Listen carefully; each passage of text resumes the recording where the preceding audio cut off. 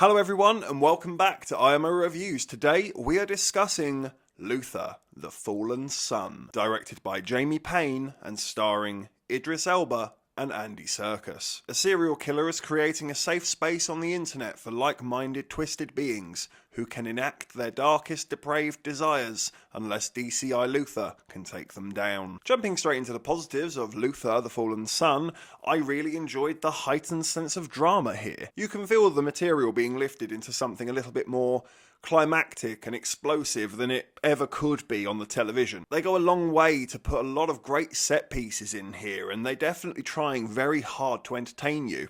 You can't fault them for that, and I'm glad that the film wasn't afraid to get its hands dirty and go a little darker sometimes. Luther as a TV show always flirted with the idea of going into those darker realms, almost bordering into the horror territory. So it feels like it's doing a great service to itself. It's playing into its own strengths and even pushing itself further. All of that was excellent. There is some very effective, creepy and haunting imagery in the film. The performances are really strong here. Of course they are. Idris Elba is endlessly charming, and Andy Serkis is just chaos. Chaos that you can't take your eyes off. He's a lot of fun to watch here. And together they make a really good back and forth hero and villain. It's fun. I for one really didn't think we needed this movie. It's been a while since Luther was on TV. I feel like we've moved on with our lives now. But actually I'm very pleasantly surprised. This didn't prove to be completely redundant or completely past its best. If anything, it did prove that there's life in the old girl yet. But how much life?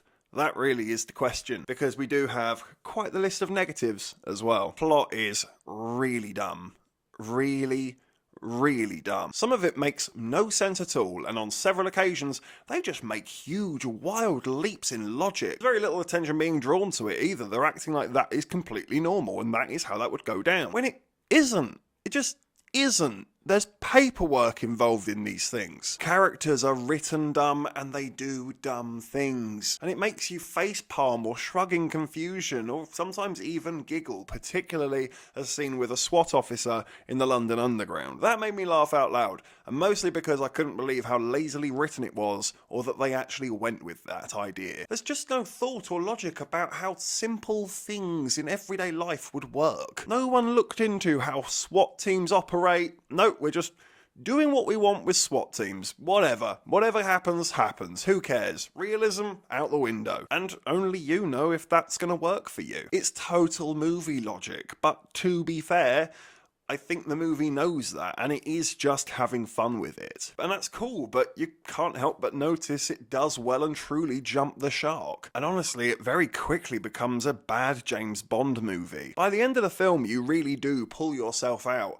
and realise how far the film has gotten away from itself. And the longer it goes on, the more it feels like a custom-made vehicle for Idris Elba to showcase himself as James Bond. I like that casting rumour, and I was all for it, although I do believe Idris Elba has since removed himself from the running. If you love the series Luther with a passion, this might insult you. I really did enjoy the series. I can't say I'm a mega fan though, and I didn't mind this. Expectations can be huge. I was expecting it to be awful, and then I ended up having some fun with it.